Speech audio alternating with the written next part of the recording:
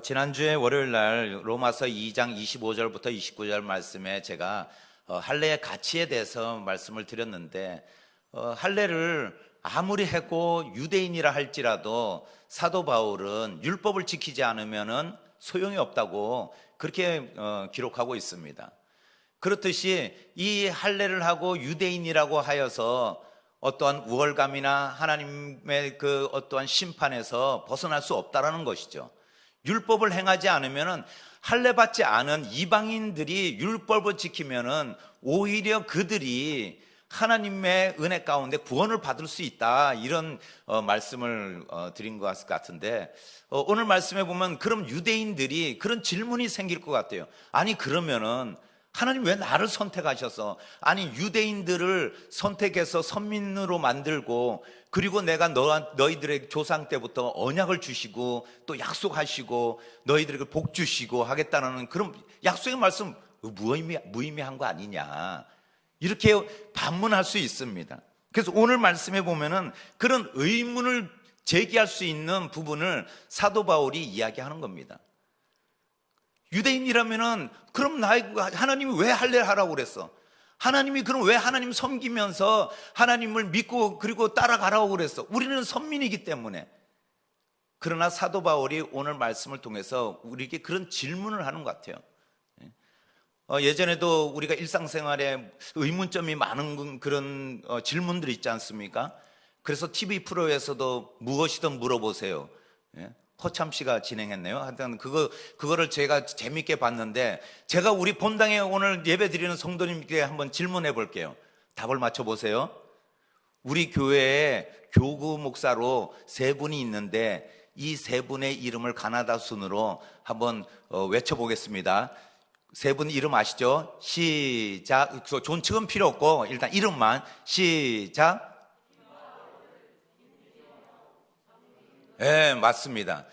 이렇듯 우리가 질문을 통해서 그것에 대한 답이 있다라는 거죠. 우리가 그 알고 있는 답을 우리가 이렇게 이야기할 수 있는 거죠. 유튜브로 예배 드리시는 성도님께 제가 질문 한번 해보겠습니다.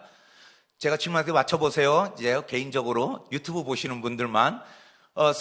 구약 성경은 39권으로 구성되어 있습니다. 그러면 신약은 27권이죠. 예, 잘하셨습니다. 27권인데 합치면 66권이라는 거죠. 그러면 성경에 나오는 총 장수는 몇 장일까요? 네, 좀 헷갈리시죠? 예, 1189장입니다. 우리가 모르는 답이 나오면은 이렇게 이게 무엇이지? 내가 한 번도 생각 안 해봤는데, 우리가 이런 질문에 대해서 답을 못할 수도 있는 것이죠. 그런데 오늘 유대인들이 뭐라고 질문을 하냐면은, 오늘 유대인들이 첫 번째 그 질문 가운데 우리가 받은 유대인이라는 그런 신분과 할례라는 것에 대해서 그러면은 그것이 의문이 생기지 않겠어요? 아니 소용이 없다면은 왜 나에게 그런 유대인이라는 직분을 그런 어떤 하나님께서 선택을 하셨고, 그리고 왜 난지 8일 만에 할례를 하라고 하셨을까? 뭐 아무 유익도 없다면서. 그런데 로마서 2장 25절의 말씀에 보면은 뭐라고 이야기하냐면은, 이 말씀 가운데 내가 율법을 행하면 할례가 유익하니라, 이렇게 기록하고 있어요. 율법을 행하면은 그 할례가 유익하다는 거죠. 그러면서 오늘 1절 말씀에 유대인들이 그런즉 유대인의 나음이 무엇이며 할례의 유익이 무엇이냐, 이렇게 말씀하고 있습니다. 유대인의 나음이 무엇이며 할례의 유익이 무엇이냐. 나음과 유익이라는 단어는 비슷한 단어입니다. 그렇기 때문에 유대인과 할례의 그런 어떠한 제시하면서 그것이 나은 것이 뭐고 또 유익된 것이 무엇이냐. 이 나음이라는 뜻은 비범함, 놀라움, 장점, 그리고 이익됨, 탁월함, 이런 의미가 있어요. 그리고 유익은 어떤 소득을 의미하는 그런 의미가 있는데 좋다는 거예요. 어쨌든 유대인이고 할례 받은 것이 좋은 의미가 있다는 거죠. 2절 말씀에 보면은 사도 바울이 이렇게 답을 합니다. 범사에 많으니 우선 그들이 하나님의 말씀을 맡음이라. 하나님의 말씀을 맡음이라고 이야기하고 있습니다. 우리가 좀 더 자세히 그 유대인의 유익에 대해서는 우리가 아직 앞으로 읽겠지만은 9장 4절부터 5절 말씀에 뭐라고 기록되어 있냐면은 제가 읽어드리겠습니다. 그들은 이스라엘 사람이라 그들에게는 양자됨과 영광과 언약들과 율법을 세우신 것과 예배와 약속들이 있고 조상들도 그들의 것이요 육신으로 하면 그리스도가 그들에게서 나셨으니 그는 만물 위에 계셔서 세세의 찬양을 받으실 하나님이시라. 아멘. 이렇게 기록하고 있습니다. 여기서 유대인들이 양자됨, 영광, 언약들, 율법, 예배, 약속들, 그리스도의 혈통적 조상을 가지고 있는 거죠. 예수 그리스도가 너희들에서 나왔다, 이런 유익이 있다는 거죠. 그런데 사도 바울은 오늘 그것을 다 열거하지 않고 유대인으로서 말씀을 맡았다, 이렇게 기록하고 있습니다. 이것이 얼마나 중요한가. 우리가 다른 어떠한 유익과 어떠한 나음보다도 말씀을 맡았다라는 것, 이것이 로마서 9장 4절 5절에 다 그 내용들이 포함되어 있다는 거예요. 예배할 수 있는 특권, 하나님을 아버지라고 부를 수 있는 특권, 그리고 우리가 그 말씀을 읽고 우리가 믿음으로 아멘하며 우리가 성례에 참여하고 또한 우리가 예수 그리스도의 이름으로 기도하고, 이것이 믿음의 사람들의 특권이라는 거예요.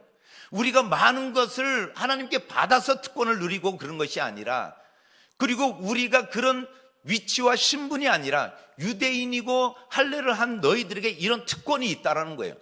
그런데 이것은 어떠한 신분적이나 그리고 하나님께서 그것을 어떤 행위, 할례라는 행위에 의한 것이 아니라 전적으로 이것이 바로 하나님의 은혜 아니냐, 사도 바울이 그렇게 이야기하는 거예요. 우리가 믿음을 가지고 있다는 것은 잘 되고 잘 먹고 잘 살라는 것이 아니라 하나님께서 우리에게 믿음을 허락하신 것은 전적인 은혜라는 거예요. 내가 공부를 열심히 하고 어떤 학위가 있어서, 아니면 내가 훌륭한 집안에서 태어나서, 아니면 내가 많은 재산을 가지고 있는 그런 상황이라서 그것이 아니라, 우리에게 믿음을 주신 하나님의 그 뜻은 우리를 사랑하시는 하나님의 그 은혜를 덧입었다는 거예요. 하나님께서 선택하셨다는 거예요. 하나님께서 많은 사람 중에 왜 나에게 믿음을 주셨어? 이것은 하나님이 나를 사랑하시고 나를 향하신 하나님의 그 창세전부터 계획이 있으셨기 때문에 선택하셨다는 거예요. 믿음을 주셨다는 거예요. 이것이 하나님의 전적인 은혜라는 거예요. 그 은혜를 입은 자들로서 우리가 오늘 믿음의 길을 가고 있는 줄 믿습니다. 우리는 그런 특권이 있는 사람들이에요. 믿음의 결국, 믿음의 결과, 믿음의 마지막은 구원이라고 그랬어요. 그것은 죽어서 이루어지는 구원이 아니라 이 땅에서도 우리가 그 구원의 뜻을 이루고 우리가 구원받은 자로서 우리가 기쁨으로 항상 기뻐하는, 그리고 항상 기도하고 늘 우리가 하나님을 찬양하며 살아가는 인생이 되어야 될 줄 믿습니다. 그것이 바로 믿음의 사람, 또한 사도 바울이 유대인이라서 할례 받은 자들이 갖고 있는 특권이 그것이라는 것입니다. 그리고 또 한 가지 그 질문은 무엇이냐면, 두 번째는 3절 말씀에 보면은, 두 번째 질문은 3절 말씀 한번 같이 읽어보겠습니다. 시작. 어떤 자들이 믿지 아니하였으면 어찌하리요? 그 믿지 아니함이 하나님의 미쁘심을 패하겠느냐? 이렇게 질문하고 있는 겁니다. 이 질문은 하나님이 선택하신 유대인들 가운데 일부 유대인들의 그 불신앙, 이것으로 인해서 그러면 하나님의 관계가 완전히 깨어지고, 그리고 하나님의 그 신실하심이 우리와 무효화 되겠느냐? 그러면 그것이 무엇이냐? 아니, 우리 믿음의 사람도 믿음의 정도, 또한 우리가 하나님을 경험하고 체험하는 그 신앙의 간증들, 이것이 어떤 차이점이 있잖아요. 그렇듯이 유대인들의 그런 어떤 불의와 불신앙으로 인해서 그런 차이점이 있는데, 그러면 하나님께서 그런 일부의 사람으로 인해서 하나님의 그 미쁘심을 패하겠느냐, 이런 이야기예요. 그런 질문할 때 사도 바울은 강력하게 그렇게 4절에 그런 말씀을 하는 거죠. 그럴 수 없느니라. 사람은 다 거짓되되 오직 하나님은 참되시다 할지어다. 그럴 수 없다는 거죠. 하나님의 그 미쁘심, 이 이야기 속에서 우리는 하나님이 우리에게 언약하시고 계획하신 것을 변개하지 않으신다는 거예요. 우리가 믿음을 가지고 있고 하나님을 의지하는 우리를 향한 하나님의 사랑과 그 은혜는 변하지 않는다는 거예요. 내가 조금 믿음이 약하고 내가 지금 어떤 때는 하나님에 대한 불신앙으로 인해서 하나님 도대체 왜 이러십니까? 나 정말 힘들어요. 하나님 나 정말 지금 어려운 상황 가운데 언제까지 내가 이 어려움을 견뎌야 되나요? 제가 제일 힘들 때가 언제냐면은 이제 기도 제목을 나누면서 우리 성도님들이 목사님 그래 나 이 어려움 언제까지 이것을 감당해야 되나요? 그럴 때 저도 마음이 아파요. 저도 그것에 대해서 언제입니다 이렇게 답을 줬으면 좋겠는데 제가 어떻게 하나님의 그 계획과 시간표를 정확히 알 수 있겠어요? 그럴 때 제 마음이 얼마나 아픈지, 그럴 때 제가 하는 이야기가 그거밖에 없더라고요. 기도하며 인내하죠. 우리가 한번 참아보죠. 우리가 한번 끝까지 한번 기도하며 견뎌보자고요. 제가 같이 기도하겠습니다. 이런 말밖에 드릴 수가 없어요. 그런가 하나님께서는 오늘 말씀 속에서 이 믿부심이라는 것은 뭐냐면 엄숙한 약속, 증거, 담보, 보증 이런 의미가 있어요. 이 하나님의 믿부심이 보증이 된다는 거예요. 하나님의 믿부심은 패하지 않으시고 변하지 않으시기 때문에 우리가 그것을 보증으로 받았다는 거예요. 우리가 보증 수표라는 것이 뭐겠어요? 그 수표를 가지고 있으면은 이것이 완전 보증이 돼서 은행에 가거나 그러면은 딱 그거 되지 않아요? 예? 그만큼 하나님께서 보증하시겠다는 거예요. 이 거룩한 약속은 하나님께서 내가 약속했는데 내가 이랬다 저랬다 하겠냐 이거예요. 그 믿부심을 내가 패하겠냐 이거죠. 그렇기 때문에 예수 그리스도를 배척한 유대인들이기 때문에 하나님의 신실하심을 패하지는 않는다는 거예요. 유대인 중에서 예수 그리스도를 배척하고 믿지 않는 자도 있고 유대인 기독교인도 있었어요. 그러나 그 사도 바울은 뭐라고 이야기하냐면 그러나 예수 그리스도를 배척했다고 해서 유대인이 다 망하냐? 그렇지 않다는 거예요. 믿음을 가지면 구원에 이를 수 있다는 것이죠. 그 말씀을 하고 있는 거예요. 그러면서 우리가 두 번째 하나님의 심판에 대한 질문을 하고 있는 거예요. 그 첫 번째 질문이 무엇이냐면 5절에 그러나 우리 불의가 하나님의 의의를 드러나게 하면 무슨 말 하리요? 내가 사람의 말하는 대로 말하노니 진노를 내리시는 하나님의 불의하시냐? 이렇게 질문을 하는 거죠. 1절부터 4절까지 사도 바울이 너희들이 이런 의문을 가질 수 있다. 그런 질문, 나도 유대인이니까 나도 유대인으로서 그런 의문을 가질 수 있다. 너희들도 마찬가지다. 그러나 하나님은 믿으시기 때문에 사랑이시기 때문에 우리를 그냥 버리지 않는다. 이 답변을 했는데 유대인들이 그러면서 집요하게 그것을 궤변으로 다시 묻는 거죠. 그 묻는 것이 뭐냐면 5절 말씀에 그런 말씀을 하는 거죠. 우리의 불의가 하나님의 의를 드러나게 한다면 우리의 진노를 내리시는 하나님이 옳지 않은 것이 아니냐. 이 말씀은 우리가 불의해서 하나님의 의를 드러난다면 우리가 불의하기 때문에 하나님은 의가 있고 하나님은 믿으심이 드러난다면은 그러면은 우리가 하나님이 그러면 우리를 통해서 하나님의 의가 드러난다면은 우리를 심판하는 것도 옳으시냐? 그게 의냐? 이렇게 반문하는 거예요. 이것이 유대인들이 그런 궤변을 늘어놓으면서 무엇이냐면 이것이 내가 하나님께서 그렇게 만든 거 아니냐? 우리가 자칫 잘못하면은 우리가 믿음의 길을 가면서도 그런 의문에 빠질 수 있어요. 하나님이 당연히 그렇게 하셔야 된다라는 그런 내용들. 내 뜻대로 되지 않을 때 우리는 하나님께 하나님 그렇게 안 해야 하면은 결국 나한테 왜 이렇게 어려움을 주시는 것은 결국 하나님께서 우리의 믿음의 연단 또한 내가 죄에 빠져 있거나 아니면 나를 책명하시기 위해서 교훈하시기 위해서 나를 이끄시는 부분을 우리는 하나님이 잘못되었기 때문에 그러는 거 아니냐. 우리가 그럴 때가 있어요. 저도 생각해 보면은 기도할 때 아니 지금 내가 이렇게 돈이 없어서 쩔쩔매는 하나님 돈 안 주시는 이유가 뭡니까? 이렇게 물을 때 하나님 그것은 하나님께서 나에게 진노를 내리시는 것은 이거 정당하지 않은 거 아닙니까? 제가 그런 마음이 생기는 거예요. 그럼 하나님 불의하신 거 아니냐고. 나를 사랑하신다면서. 우리가 그렇게 질문할 때가 있고 그렇게 생각할 때가 있다는 겁니다.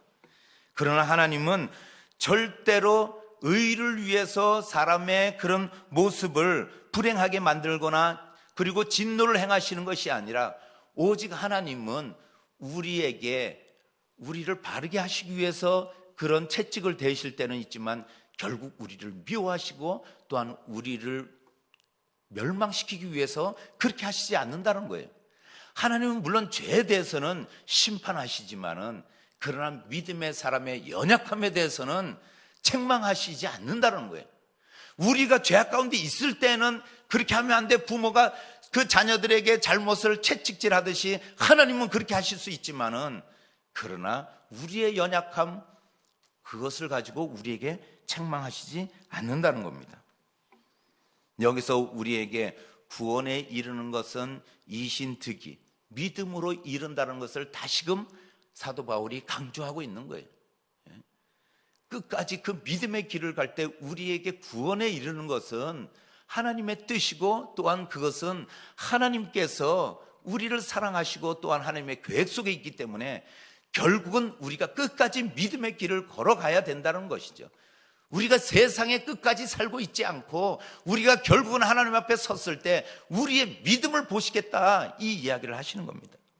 마지막으로 그것을 이야기하면서 두 번째 그 하나님의 심판에 대한 질문을 하시는데 7절 말씀에 그러나 나의 거짓말로 하나님이 참되심이 더 풍성하여 나의 영광이 되었다면 어찌 내가 죄인처럼 심판을 받으리요. 그러면서 또 한 가지 그런 질문을 하는 거죠. 그러면은 하나님이 참되시면은 그러면은 내가 그 하나님의 영광을 위해서 내가 죄인 되었다면은 결국 나는 심판받지 않을 거 아니냐. 이게 구원론자가 얘기하는 거 아니겠어요? 구원파들이. 나 한번 구원받았으니까 나는 죄 져도 괜찮지 않아? 나는 심판 안 받아. 이런 논리로 이야기를 하는 거예요. 이 논리라면은 우리가 세상에 막 살아도 되느냐 이 이야기를 하는 거죠. 나의 거짓으로 하나님이 참되심이 더 드러난다면은 우리가 더 죄악을 범하자 이렇게 이야기하는 거죠. 그래서 8절 말씀에 그러면 선을 이루기 위하여 악을 행하자 하지 않겠느냐. 하나님의 선을 더 이루기 위해서 우리가 악을 행할 때 저도 그런 생각을 하더라고요. 아니 그러면은 우리가 실컷 세상에 놀고 그리고 세상에서 즐기자 죄악 가운데 있다가 아니 마지막에 나 믿습니다 하면 되지 않아? 그런 생각 안 드나요? 우리가 새벽마다 예배 드려야 되죠. 주일날 나와야 되죠. 수요 예배 나와야죠. 금요 성령 충만 기도에 나와야죠. 우리가 왜 이렇게 힘들게 신앙생활을 해야 되나? 저는 그 옛날에 그런 생각이 들더라고요. 아니 마지막에 내가 딱 죽을 때 하나님 믿습니다. 하나님 내가 천국 가게 하십시오. 이러면 될 것 같은데 아니 새벽마다 새벽 예배 인도하러 가시는 우리 아버님을 볼 때 저렇게 난 저렇게 목회자 길을 못 가겠다. 저렇게 매일 새벽마다 어떻게 저렇게 하시나 막 이런 생각을 했거든요. 그런데 결국은 그렇지 않다는 거예요. 우리가 죄악된 그런 길을 갈 때 우리가 헌금을 하기 위해서 도둑질을 할 수 있겠냐는 거예요. 우리가 교회 가면서 다른 사람들을 정죄하고 다른 사람들에게 막 욕하면서 그러면서 내가 교회 가서 내가 하나님을 예배할 수 있겠냐는 거예요. 그래서 우리가 하나님께 예물을 드리더라도 우리가 형제간에 다툼이 있다면 우리가 용서하고 화해하고 와서 예물을 드리라고 했잖아요. 하와가 그것을 사과를 따먹으면 선악과를 따먹으면 너가 정령 죽으리라 하는 그 하나님의 말씀을 어겼을 때 하와는 분명히 뱀이 죽지 않는다고 이야기할 때 하나님 말씀을 거역하는 것이 아니라 그 마음 가운데 나도 하나님처럼 될 수 있는데 나도 지혜롭게 되는데 이 선악과를 따먹고 나도 하나님과 같이 생활할 수 있는데 이것이 나쁘게 생각한 것이 아니에요. 그 유혹에 넘어진 것이 이것이 좋은 의도일 수도 있고 그 마음 가운데 나도 하나님처럼 그렇게 거룩하게 살겠다라는 그런 생각을 할 수도 있어요. 우리의 그런 마음 가운데 하나님께서 우리가 이 불의하다고 해서 하나님의 그 심판한다는 것이 하나님이 잘못된 거 아니냐, 우리가 그런 논리를 편다는 것은 잘못됐다는 거예요. 결국 하나님께서는 뭐라고 말씀하시냐면은 죄악 가운데 있는 우리에게는 결국 심판하신다는 거예요. 그 심판 가운데 우리는 놓일 수밖에 없고, 그리고 그 심판 가운데 있는 우리들이 걸어가야 될 길이 무엇인가? 오늘 지금 상황이 중요한 것이 아니라 앞으로 하나님과의 우리의 관계, 이것이 더 중요하다는 거예요. 세상의 어떤 것과 내가 연결되어 있는 그 모든 것을, 나는 열악한 그런 관계 속에 있고 나는 그 모든 것보다 부족하고 나약한 존재일지라도 나는 누구와 함께 하고 있는가, 이것이 중요하다는 거예요. 유대인들에게 그 이야기라는 거예요. 너희들은 하나님께서 그럼 거짓되다 이렇게 이야기하지만은 하나님은 그것이 아니라는 거죠. 너희들의 논리는 잘못됐다는 거예요. 우리의 믿음도 마찬가지. 우리가 얼마나 지금 하나님을 전적으로 의지하는가, 우리가 얼마나 하나님을 향해서 우리가 힘들고 어려울 때도 하나님을 찬양하며 예배할 수 있는가, 그런 테스트를 거쳐야 된다는 거예요. 그럴 때 그 테스트, 우리 안에 있는 불순물이 제거될 때 우리의 믿음이 빛이 난다는 거예요. 우리의 믿음을 칭찬하신다는 거예요. 우리가 이 새벽에 예배하는 것을 하나님은 우리의 예배를, 그것이 바로 우리의 믿음의 모습이라는 거예요. 나는 믿습니다 하면서 우리가 하나님께 나아갈 때 우리의 논리대로 믿음 생활을 해요. 우리의 뜻대로 믿음 생활하면서 하나님은 이루실 거야. 왜냐하면 사랑이시기 때문에. 하나님은 이루실 거야. 나에게 구원하시겠다고 하셨으니까. 우리가 그렇게 논리를 펴면서 우리도 유대인처럼 믿음 생활하고 있지 않은가. 코로나 때문에 교회 나오는 걸 꺼려 한다는 것이 우리 마음 가운데 그것을 정당화한다는 거예요. 우리가 일어나지 않고 우리가 첫 시간을 예배를 드리는 우리 성도님들 지금 욕하는 것이 아니라 우리가 예배하는 이 시간이 얼마나 중요한가. 하나님이 그 시간을 경배 받으신다는 거예요. 그것이 착하고 충성된 종아, 너희들이 작은 일에 충성하였기엔 너희들이 나중에 나와의 영광과 동참하리라, 영광에 동참하리라, 이 말씀을 하신다는 겁니다. 우리가 오늘도 어떤 상황 가운데 있어도 하나님, 끝까지 내가 믿음의 길을 걸어가겠습니다. 내가 끝까지 하나님 의지하며 가겠습니다. 우리가 기도할 때 돈 달라고 했을 때 김보할 목사에게 돈 주시지 않는 하나님이시더라고요. 그러나 그것을 감당할 수 있고 이길 수 있고 피해갈 수 있고 그것을 넘어갈 수 있는 유월절을 허락하신 하나님이듯이 그 모든 빚쟁이들을 뛰어넘게 하시더라니까요. 그런 하나님을 우리가 왜 의지하지 않겠냐는 거예요. 오늘도 믿음으로 승리하시고 믿음으로 우리가 나아갈 때 하나님께서는 반드시 이 상황을 역전시키시고 회복시켜 주실 줄 믿습니다. 그 하나님을 오늘도 의지할 때 하나님께서 우리 성도님들 한 분 한 분을 오늘도 축복하시고 하나님 함께 하시는 줄 믿습니다. 기도하시겠습니다.